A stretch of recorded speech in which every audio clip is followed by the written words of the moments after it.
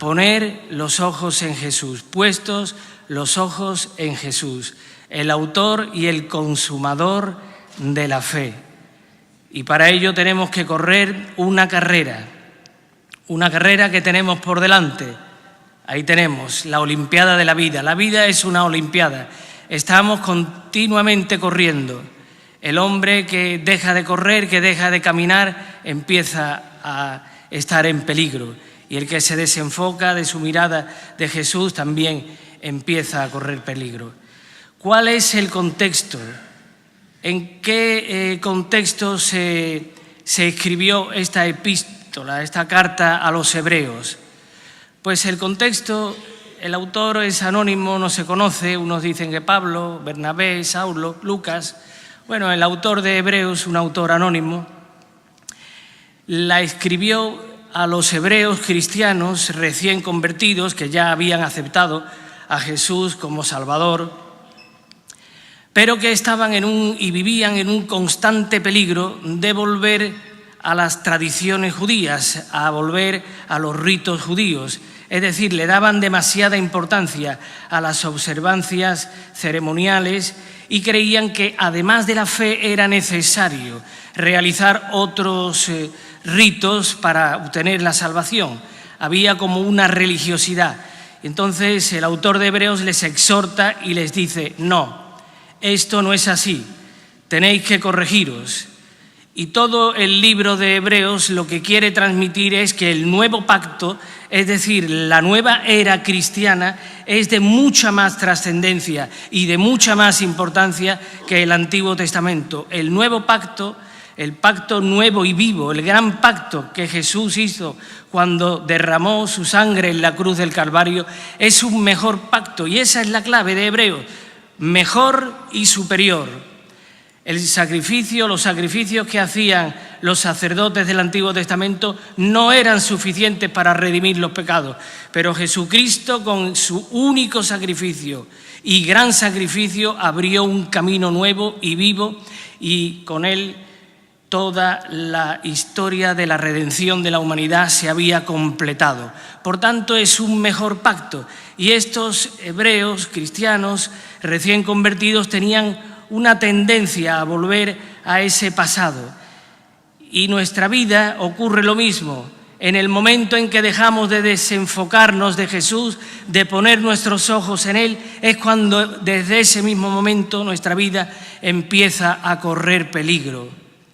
Pablo también les exhorta en el libro de Efesios, habla de la unidad de los creyentes. Los recién convertidos judíos también querían ser exclusivos y querían relacionarse tan solo entre ellos. Y Pablo les exhorta y les dice: no, tenéis que vivir todos juntos y relacionaros todos.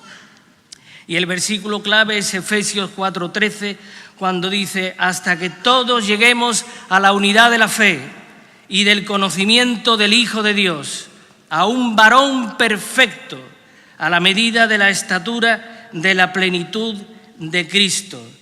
Por tanto, el propósito de Hebreos, el propósito de Efesios son exhortaciones para corregir ciertos vicios que estaban adquiriendo.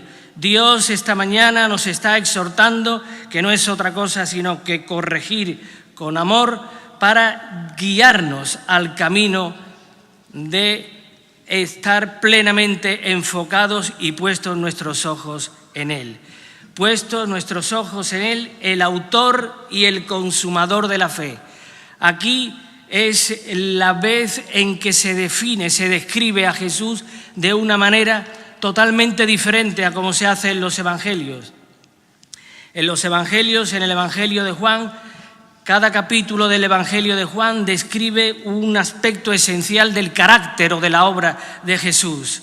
Así se nos habla de Jesús como el pan de vida, Jesús como el agua de vida, Jesús como la luz del mundo, Jesús como el príncipe de la vida, Jesús como la resurrección y la vida, como el ganador de las almas, como el siervo humilde, el buen pastor, el que da su vida por las ovejas, el defensor del débil, defendiendo a la mujer adúltera, el ganador de las almas, defendiendo y llevando a esa mujer samaritana con un corazón mal delante de Dios, llevándola por el buen camino y guiándola.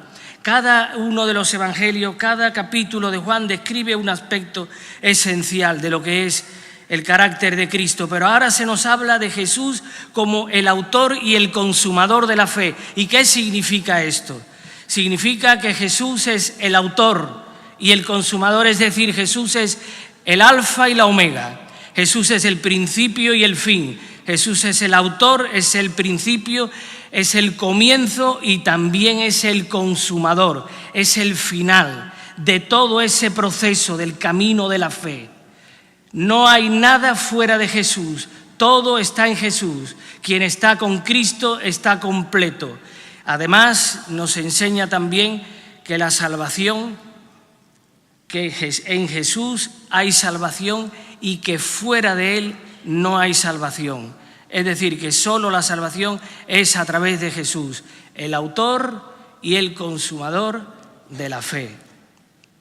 Por tanto, tenemos que tener puestos nuestros ojos en Él. Y ahora nos da una serie de indicaciones de cómo tenemos que correr la carrera, de cómo tenemos que correr esa olimpiada. Dice: despojémonos de todo peso, en primer lugar. Despojémonos de todo peso y del pecado que nos asedia. Yo creo que aquí el autor de Hebreos está haciendo una distinción. Una distinción entre lo que es, por un lado, el peso y el pecado que nos asedia. El peso son todas aquellas preocupaciones que no son pecado, sin ser pecado, pero que están impidiendo que podamos fluir en nuestra carrera como cristianos. El peso, las preocupaciones, el estrés, nuestras relaciones familiares, laborales, en el trabajo, con la familia, con los hijos, en la escuela. Todas esas cosas que están ahí agobiándonos, que están ahí preocupándonos, nos impiden y pesan y nos impiden que podamos fluir en nuestra carrera como creyentes. ¿Qué consejos nos da la Biblia? Pedro nos dice: echad sobre mí toda ansiedad, echad sobre Jesús toda ansiedad, toda preocupación, tenemos que echarla sobre Él para que podamos caminar echando sobre Él toda ansiedad, toda preocupación, todo lo que nos está ahí impidiendo que podamos avanzar, porque Él tiene cuidado de nosotros. Jesús también, Él directamente nos habla en Mateo 11, 28 y 29 y nos dice: venid a mí, todos los que estáis trabajados y cargados, que yo os daré descanso. Venid a mí, por tanto, si tú estás trabajado, si hay un peso que te está preocupando, que te está ahí molestando, si estás cargado, si estás preocupado, si estás trabajado, si estás agotado, echa sobre Él toda ansiedad y acude a Jesús, porque Él te va a dar el descanso que necesitas. Y en segundo lugar nos dice del pecado que nos asedia. ¿Y qué es asediar? Asediar es rodear completamente un emplazamiento con el fin de impedir que haya entrada y salida de cualquier cosa. Eso es lo que se hacía como estrategia en las guerras: asediar al enemigo, sitiarlo e impedir que se pudieran entrar víveres, que pudieran entrar agua, hasta que llegue un momento en que te rindes, porque ya no tienes posibilidad de subsistir. Y esa es la estrategia que quiere el diablo, porque el peso que nos preocupa es algo que viene de las circunstancias de la vida y es algo que viene de parte de nosotros mismos también, que muchas veces nos buscamos nosotros los problemas, pero el pecado que nos asedia viene del diablo, que tiene un plan que quiere destruir nuestras vidas, que quiere que nos rindamos y que quiere arrinconarnos y que quiere excluirnos para que no tengamos víveres ni tengamos posibilidad de subsistir. Y eso es lo que quiere, arrinconarnos y rendirnos en nuestras vidas. Pero la palabra de Dios nos dice que con Cristo somos más que vencedores. La palabra de Dios nos dice que no podemos, que todo lo puedo en Cristo que me fortalece. La palabra de Dios dice, Pablo, que sé vivir humildemente y tener abundancia, que he sido enseñado por todo y para todo. La palabra de Dios nos enseña que el enemigo no tiene parte ni suerte en nuestras vidas. Es bíblico el estar desanimado y el llegar incluso a estar casi a punto de arrojar la toalla. Jeremías 20, capítulo 9, el profeta llorón llegó un momento en que estaba ya angustiado. Dice Jeremías 29, y dije, no me acordaré más de él, ni hablaré más en su nombre. Ya estaba cansado de persecuciones, de que le apedrearan, de que le insultaran. Dice, yo ya no quiero ser el escogido de Dios para hablar a tu pueblo. Yo ya no puedo más. Dice, pero había en mi corazón como un fuego ardiente metido en mis huesos. Traté de sufrirlo y no pude. Aleluya. La pasión es lo que nos impide rendirnos con facilidad. El Espíritu Santo que está en nuestras vidas es el que nos martillea y nos dice, no, tú no vas a arrojar la toalla, tú vas a ganar, porque tú eres victorioso. Y a veces estamos a punto de arrojar la toalla, pero hay algo dentro de nosotros que nos dice, no podemos. Ese fuego ardiente, esa pasión es lo que nos motiva. El diablo lo que quiere es en una relación, por ejemplo, en un matrimonio, que esa relación esté deteriorada el máximo tiempo posible. Que cuando una pareja discute, cuando el hombre discute con la mujer o la mujer con el hombre, que no se pidan perdón, sino que esa relación se vaya deteriorando hasta el punto de que ya llegue a ser irreconciliable.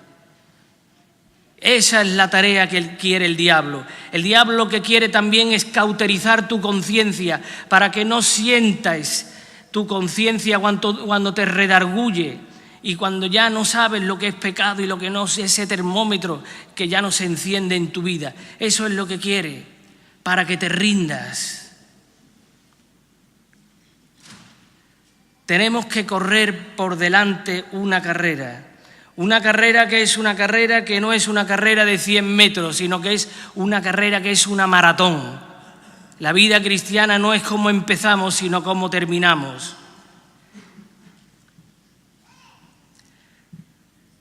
Antoine de Saint-Exupéry, en el libro del Principito, el libro después de la Biblia más leído, decía, caminando en línea recta uno no puede llegar muy lejos.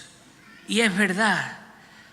Porque la vida no es una línea recta, la vida son valles y sombras, son montañas y desiertos, son bifurcaciones, son cruces, son decisiones que tenemos que tomar, son triunfos y fracasos. Hay circunstancias adversas, pero vamos aprendiendo por el camino, porque si la vida fuera sencilla no podríamos aprender. Así nos conocemos mejor.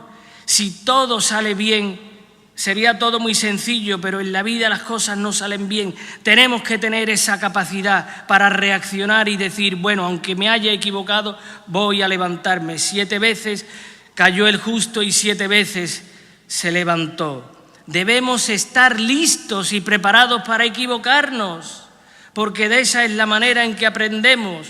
No tengas miedo de dar media vuelta, ni de optar por otro camino, porque los conflictos en la vida, si tú sabes gestionarlos de una manera correcta, siempre son positivos y siempre hay enseñanzas que vas a aprender.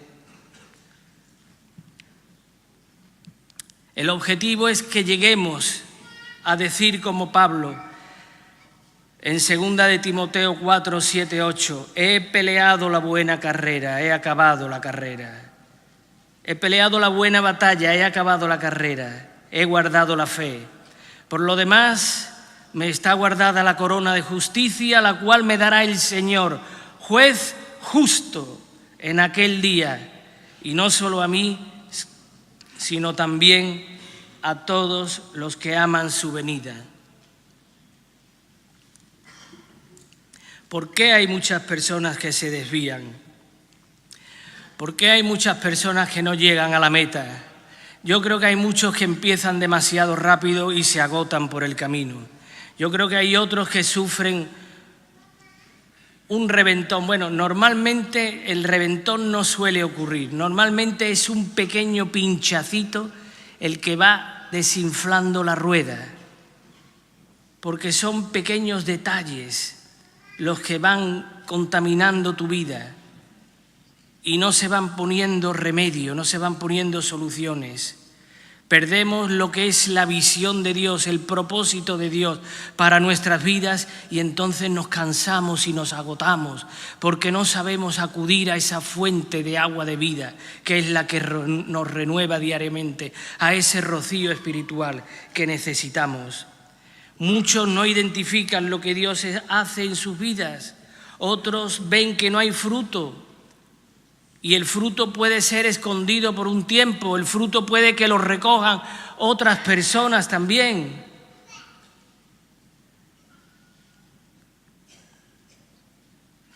Pero ¿sabes cuál es el verdadero fruto? El verdadero fruto es estar en el centro de la voluntad de Dios. A veces medimos el fruto.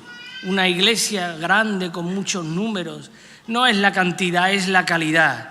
El fruto puede ser escondido, puede ser que venga una generación posterior que sea la que lo recoja. En cualquier instancia, tú tienes que vivir en el centro de la voluntad de Dios, porque eso es la verdadera prosperidad, en cómo camina tu alma hacia Dios y en cómo cada día estamos más cerca de Dios. En eso es lo que consiste la verdadera prosperidad.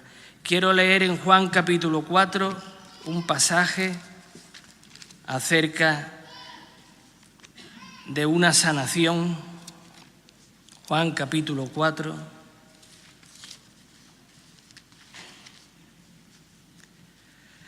Jesús sana al hijo de un noble. 2 días después salió de allí y fue a Galilea, porque Jesús mismo dio testimonio de que el profeta no tiene honra en su propia tierra. Cuando vino a Galilea, los galileos le recibieron, habiendo visto todas las cosas que había hecho en Jerusalén en la fiesta, porque también ellos habían ido a la fiesta. Vino pues Jesús otra vez a Caná de Galilea, donde había convertido el agua en vino, y había en Capernaum un oficial del rey cuyo hijo estaba enfermo. Este, cuando oyó que Jesús había llegado de Judea a Galilea, vino a él y le rogó que descendiese y sanase a su hijo, que estaba a punto de morir. Entonces Jesús le dijo: si no viereis señales y prodigios, ¿no creeréis? El oficial del rey le dijo: Señor, desciende antes que mi hijo muera. Jesús le dijo: ve, tu hijo vive. Y el hombre creyó la palabra que Jesús le dijo y se fue. Cuando ya él descendía, sus siervos salieron a recibirle y le dieron nuevas diciendo: tu hijo vive. Entonces él les preguntó a qué hora había comenzado a estar mejor, y le dijeron: ayer a las 7 le dejó la fiebre. El padre entonces entendió que aquella era la hora en que Jesús le había dicho: tu hijo vive, y creyó él con toda su casa. Esta segunda señal hizo Jesús cuando fue de Judea a Galilea. Jesús sana al hijo de un noble. Aquí vemos cómo Jesús le dice a este hombre: ve, tu hijo vive. Y el hombre creyó, pero no había visto todavía el milagro. Esto es la fe, la certeza de lo que se espera, la convicción de lo que no se ve, el ver las cosas que no son como si ya fueran. Este hombre vio ya la sanidad de su hijo. Supongo que durante el camino tendría sus dudas y se preguntaba: ¿pero será verdad? ¿Será verdad? ¿Será verdad? Pero este hombre creyó, y eso es la fe. Y ese es el tipo de vida que Jesús quiere que nosotros tengamos. Que creyamos, que dependamos de Él, que digamos sin ver: yo creo que esto es posible, porque no hay nada imposible para el que cree. No hay nada imposible. Hay veces en que el Señor en la vida nos desafía y prueba nuestra fe. Y llegamos a un momento en que decimos, no sabemos qué hacer, no tenemos fuerzas, no tenemos recursos, no tenemos ya conocimiento ni sabiduría. Y muchas veces Jesús quiere llevarnos a ese extremo en el que nada más que podamos depender de Él y que lleguemos y digamos, no sabemos qué hacer. Señor, no sabemos qué hacer. En Betel nos hemos encontrado múltiples veces, muchas veces, en esta tesitura de decir, ¿qué hacemos? No sabemos qué hacer. Porque la vida no es fácil. Hay situaciones muy conflictivas, situaciones difíciles, problemas que se nos plantean que son totalmente inesperados. ¿Cómo cambian las circunstancias? No tenemos que ir más lejos que ver cómo el gobierno español ha cambiado en cuestión de una semana. La vida cambia y no estamos preparados muchas veces para esos cambios. Señor, ¿qué hacemos? ¿Cómo nos comportamos? Pues la Biblia nos da algunas instrucciones.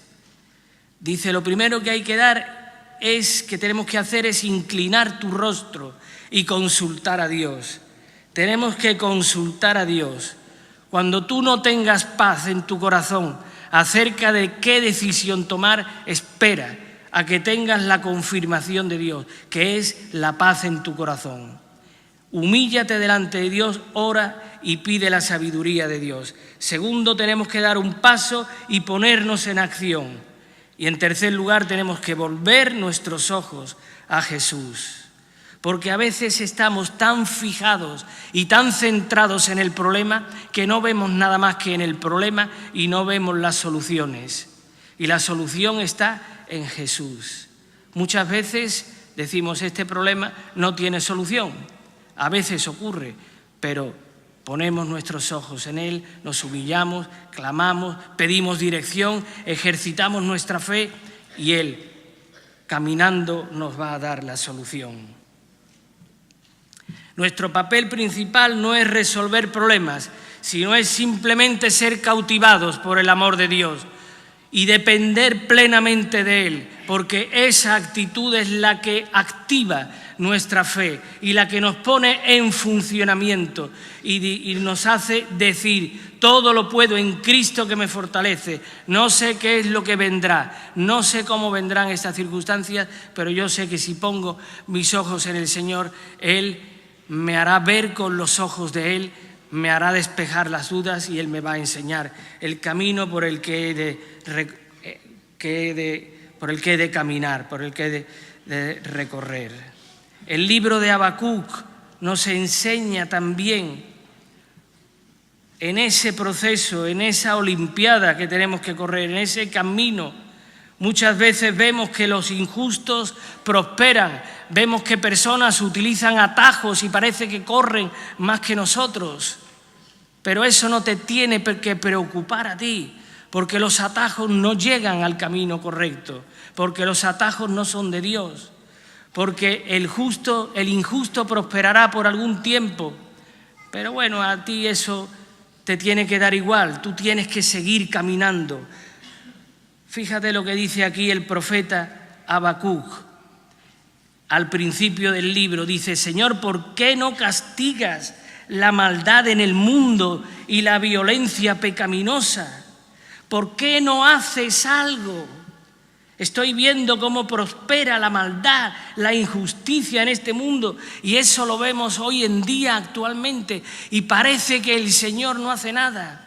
Vemos cuántas situaciones que no nos gustan a los cristianos, vemos que hoy en día se están considerando como válidas y como normales y como aceptadas por todo el mundo. Y hay casi una obligación y una imposición del pensamiento único, que todos tienen que pensar lo mismo. Pues no, Señor, no voy a pensar lo mismo que lo que todos quieren que piensan, si eso va en contra de los principios de la palabra de Dios. Y tenemos que tener la valentía para decirlo, porque cada vez somos menos y cada vez vamos más en contracorriente. pero somos atalayas puestos por Dios con una responsabilidad para hablarle a la sociedad de hoy en día que hay cosas que no vamos a transigir, que no vamos a contemporizar con ellas, porque no son bíblicas. Y si no son bíblicas, no son de Dios, y nosotros como hijos de Dios no las vamos a consentir. Y al final del libro de Habacuc, ¿qué dice? Dice en el 3:2, Señor, ve con cuidado, no hagas demasiado. En tu ira no te olvides la misericordia. Dejemos que sea Dios el que haga y el que Él actúe y el que Él ponga cada cosa en su sitio. Nosotros tenemos que hacer nuestra parte y no vamos a ceder en ciertas cosas, pero dejemos que sea Dios. Y al final le está teniendo que decir a Habacuc, Señor, vale, ten cuidado, no te pases, no te pases. En tu ira no te olvides de la misericordia. Solo hay dos perspectivas posibles acerca de la vida. O vivimos dependiendo de la razón y de la sabiduría humana y de los conocimientos humanos, o vivimos dependiendo de Dios y dependiendo de la fe. Y afrontamos la vida por medio de la fe. Solo hay dos maneras. El que sepa esperar encontrará la respuesta. Y el que cree, vivirá.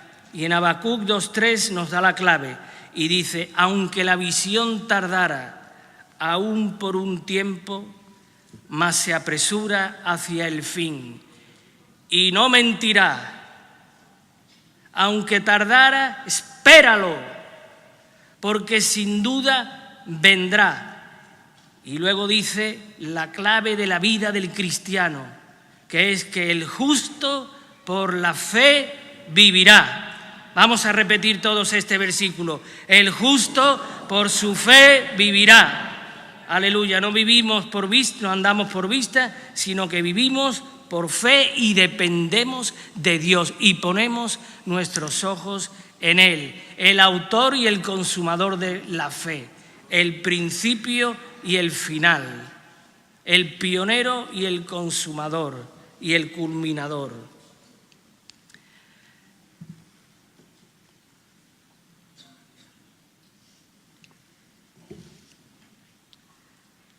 Hace poco se le acercó un joven al Papa Francisco y le dijo, Santidad, cuando se me agota la batería del móvil y pierdo el ancho de banda y no puedo con claridad ni con nitidez poder conectarme y ver el WhatsApp y otras redes sociales, me pongo de mal humor, me enfado. Y el Papa Francisco contestó, pues eso es lo mismo que ocurre muchas veces con la fe. Con la fe nos puede pasar lo mismo. Cuando baja el ancho de banda, cuando la batería empieza a agotarse, cuando hay interferencias en nuestra vida, parece como que nuestra alma empieza a latir de una manera más suave. Parece que empezamos a quejarnos, parece que empieza a sentirnos tristes, apagados, sale la queja. Al perder esta conexión, que es la que le da fuerza a nuestras vidas, que es la que nos hace estar conectados, el corazón empieza a perder la fuerza y parece que estamos ya como perdidos. Pero nunca pienses que ya no puedes aportar nada más. Nunca pienses que las circunstancias te van a doblegar. Nunca pienses que ya no tienes nada que aprender. En Proverbios 12:1 dice, el que ha dejado de aprender ha dejado de crecer. En el momento en que tú te consideras que ya lo sabes todo, es cuando ya empiezas a perder, a ir andando para atrás. Muchas veces nosotros de broma decíamos, ¿qué? ¿No llevas la Biblia? Y dice, no, si ya me la sé toda, ¿para qué la voy a llevar, la Biblia? Algunas veces, un poco así en plan irónico, se ha contestado de esa manera. No, si ya me la sé todo. Desde el momento en que tú creas que ya lo sabes todo en la vida, cuidado, porque es cuando ya empiezas a no dar gracias a Dios, porque ya crees tú que eres el que lo sabes todo y que no necesitas de nada ni de nadie. El hombre que conserva la capacidad de ver la belleza de la vida, ese nunca envejece, y yo no quiero envejecer. Aunque vaya viniendo más arrugas o el pelo se vaya poniendo más blanco, pero no vamos a envejecer, porque lo que envejece es tu corazón. Hay ancianos que son jóvenes y jóvenes que se comportan como ancianos. Yo quiero ser un joven toda la vida, aunque el hombre exterior se vaya desgastando. ¿Y cuál es la contraseña para poder recuperar ese primer amor, para poder conectarnos otra vez al ancho de banda, para poder otra vez tener la batería al máximo rendimiento? La contraseña es poner los ojos en Jesús, pero todo con mayúscula. Esa es la contraseña, como cuando vas a un bar y te dicen ¿cuál es la contraseña? Pues esa es, poner los ojos en Jesús, pero todo con mayúscula, porque es lo más importante de tu vida, poner los ojos en Jesús, porque esta es la batería que enciende nuestro corazón y la que nos va a motivar para seguir adelante y la que nos va a producir y la que nos va a permitir que naveguemos al ancho de banda más grande que existe en el mercado, que no sé si es Vodafone, Orange o Movistar la que te lo dé, pero sí sé que conectado a Jesús, con esa contraseña vas a navegar al ancho de banda más grande, que es esa contraseña, poner nuestros ojos en Jesús, el autor y el consumador de la fe. Quisiera que los músicos subieran, por favor.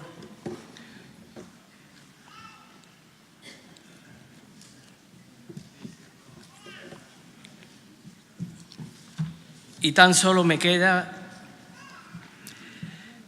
preguntar si hay alguna persona que quiere poner los ojos en Jesús esta mañana.